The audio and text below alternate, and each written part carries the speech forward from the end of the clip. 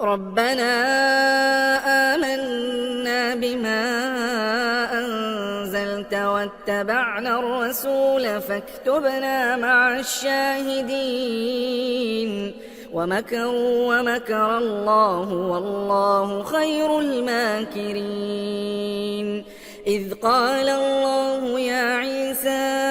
إني متوفيك ورافعك إلي ومطهرك من الذين كفروا وجاعل الذين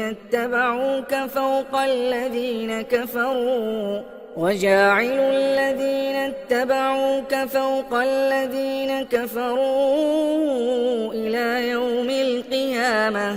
ثم إلي مرجعكم فأحكم بينكم فيما كنتم فيه تختلفون فأما الذين كفروا فأعذبهم عذابا شديدا في الدنيا والآخرة وما لهم من ناصرين وأما الذين آمنوا وعملوا الصالحات فيوفيهم أجورهم والله لا يحب الظالمين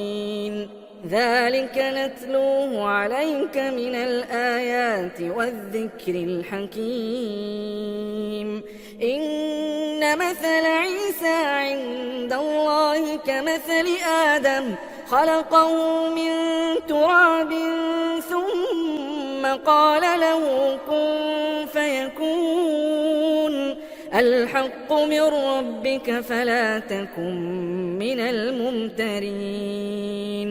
فمن حاجك فيه من بعد ما جاءك من العلم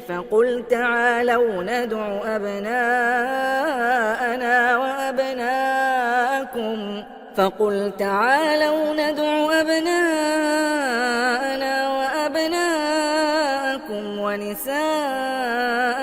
ونساءكم وأنفسنا وأنفسكم ثم نبتهل فنجعل لعنة الله على الكاذبين